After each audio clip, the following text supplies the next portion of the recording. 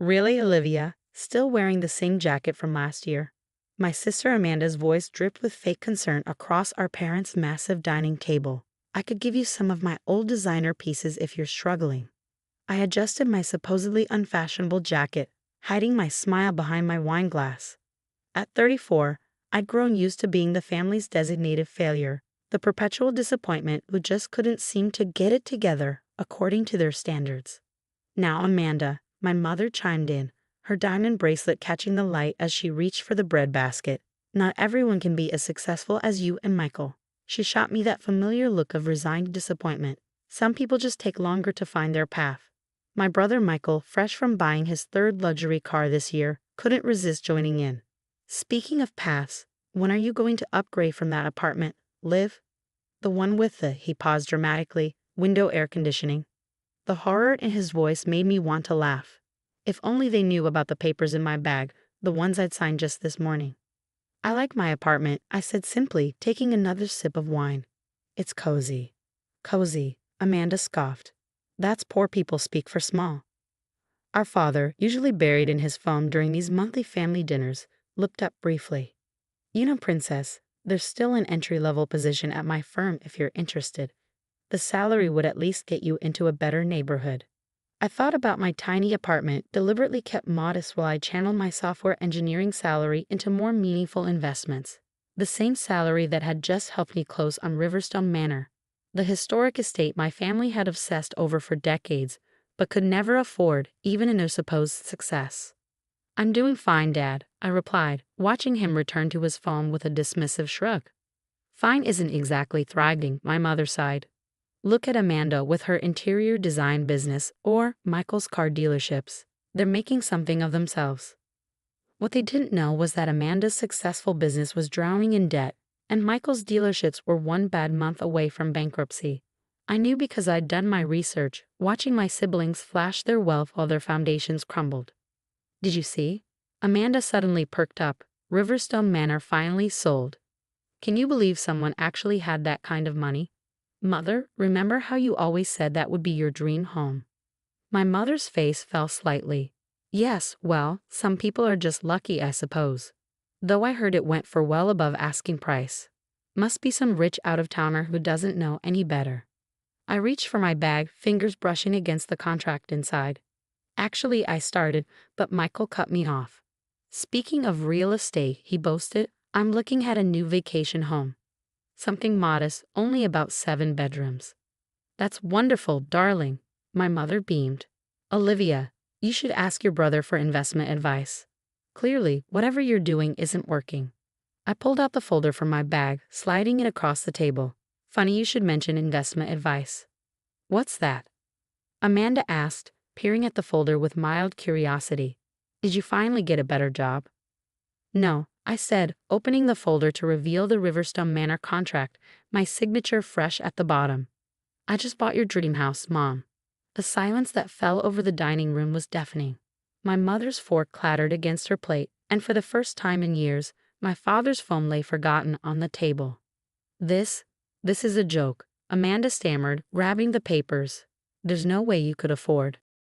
The historic Riverstone Manor, complete with its original gardens, 8 bedrooms, and that fountain you always admired, Mom. I finished calmly. I close next week. But how? My mother's face had gone pale, her hands trembling as she reached for the contract. It turns out living below your means and making smart investments pays off, I said, finally allowing myself to smile.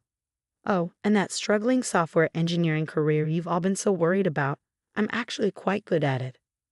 Michael, trying to recover his composure, forced a laugh.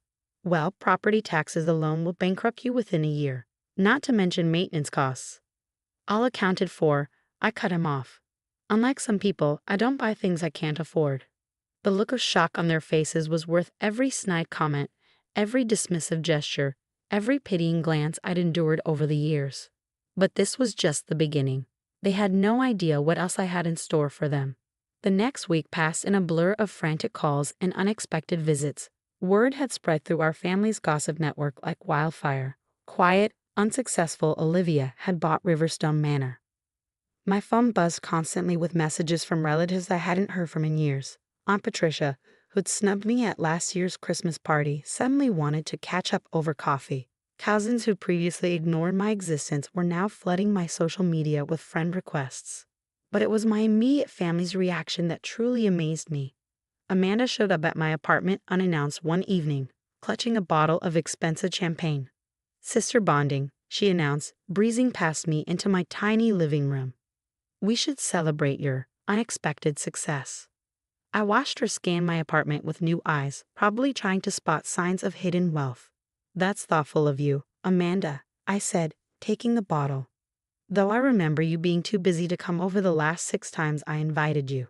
She waved her hand dismissively. "Water under the bridge. Now tell me, how did you really afford Riverstone? Private investor?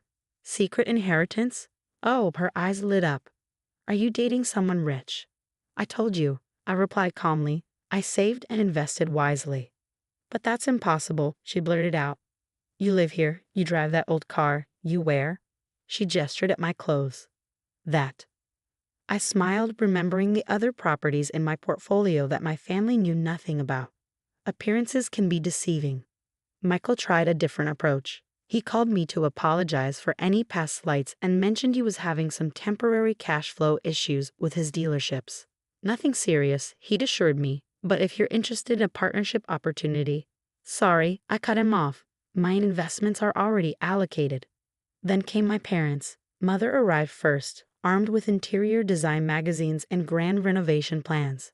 "Darling," she gushed, spreading the magazines across my kitchen counter, "I've been thinking about Riverstone's potential. That east wing would make a perfect family gathering space. We could host all our monthly dinners there." I let her ramble on for a few minutes before speaking. "Mom, I'm not renovating Riverstone for family gatherings." Her face fell. "But surely you're not planning to live in that massive house alone. It's meant for family." "You're right," I agreed. "It is meant for family. Just not ours." "What do you mean?" I pulled out my laptop, showing her the proposals I've been working on. "I'm turning Riverstone into a shelter for families in crisis. The East Wing will house single mothers getting back on their feet. The West Wing will be transitional housing for families escaping domestic violence." My mother's face went through several shades of pale. "You're turning our dream house into a shelter." "Your dream house," I corrected her. "My investment in the community."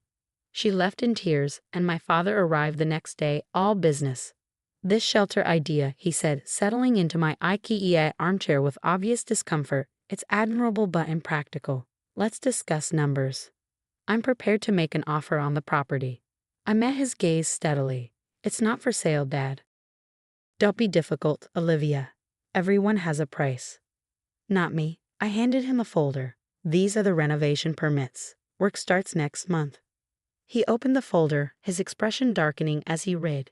"You're really going through with this?" "Yes, and before you try to interfere, everything's already legally set up. The property is held in a trust specifically for this purpose." My father stood up, his jaw tight. "You've changed, Olivia." "No, Dad. I just stopped pretending to be who you wanted me to be." As he left, I thought about the years I'd spent being the family disappointment, how they dismissed my choices, mocked my lifestyle, and underestimated my capabilities. They'd been so focused on appearances, on impressing their social circle with visible displays of wealth, that they'd never noticed me quietly building something meaningful. That evening, I drove to Riverstone Manor, parking in front of the grand entrance that had so captivated my mother. The sunset painted the old stones in warm gold, and for a moment, I could picture it as my family had always imagined it, a showcase of wealth and status, a monument to success as they defined it. But then I imagined it as I saw it, rooms filled with children who'd never had a safe place to sleep, mothers finding their strength again, families rebuilding their lives. Real success wasn't about impressing others, it was about making a difference. My phone buzzed with another message from Amanda. "Mom's devastated. How could you do this to the family?" I smiled, typing back, "I'm not doing anything to the family. I'm doing something for families who really need it." Then I turned off my phone, pulled out my laptop, and got to work. The contractor's estimates needed reviewing, and I had a meeting tomorrow with a nonprofit organization that would help run the shelter. My family might never understand my choices, but for the first time in my life, I wasn't seeking their approval. I had bigger plans in mind. 6 months later, I stood in Riverstone Manor's newly renovated entrance hall, watching as the first family moved in. A young mother clutched her daughter's hand, their few belongings packed in worn suitcases. The little girl's eyes widened as she took in the grand staircase. "Is this really where we're going to live?" she whispered to her mother. "For now, sweetheart," her mother replied, tears in her eyes. "We're safe here." My own eyes misted over as I showed them to their room, freshly painted in cheerful colors with new furniture and tiny fairy lights strung across the ceiling for the little girl. This was what real success looked like. The local newspaper ran a story about Riverstone's transformation. "Historic Manor becomes haven for families in need." The headline read. My family's reaction was swift and predictable. "You've made us a laughingstock," my mother wailed during an unexpected visit to my apartment. "The country club is buzzing with gossip." "Do you know Mrs. Henderson asked if our family had financial troubles?" I continued typing on my laptop, working on plans for the Manor's Education Center. "And what did you tell her?" I said we were supporting your charitable endeavors," she admitted, sinking onto my couch. "Though I don't understand why you had to use Riverstone for this project. We could have found you another building." "Mom," I said, finally looking up, "this was never about you or the family's reputation. Some things are more important than what people at the country club think." She stared at me like I was speaking a foreign language. "But we're Caldwells. Image is everything." "No, Mom. Image is nothing. Impact is everything." Amanda and Michael kept their distance, though I heard through the grapevine that Amanda's business had finally collapsed under its debt, and Michael had been forced to sell 2 of his dealerships. Their carefully maintained facades of success were crumbling, while my failure had transformed into something they couldn't quite comprehend.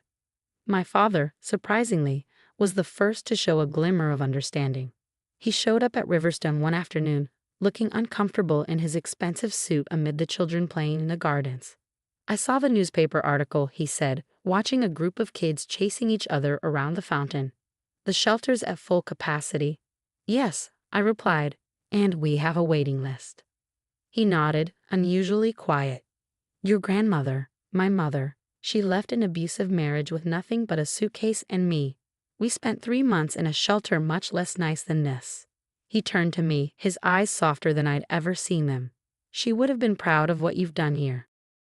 I hadn't known that about my grandmother. Dad had never talked about their past, too busy building his image of success to acknowledge where he came from. "Would you like a tour?" I offered. He hesitated, then nodded.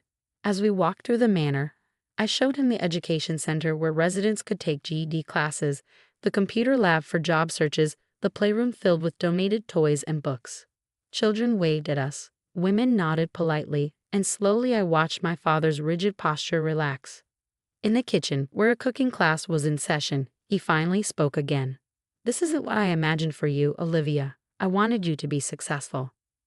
"I am successful, Dad, just not in the way you imagined." He looked around the warm, bustling kitchen, then back at me. "No," he said slowly, "you're more successful than I imagined." 2 weeks later, a large anonymous donation arrived for the shelter's education program. I recognized my father's company's banking details on the transfer. The next monthly family dinner was different.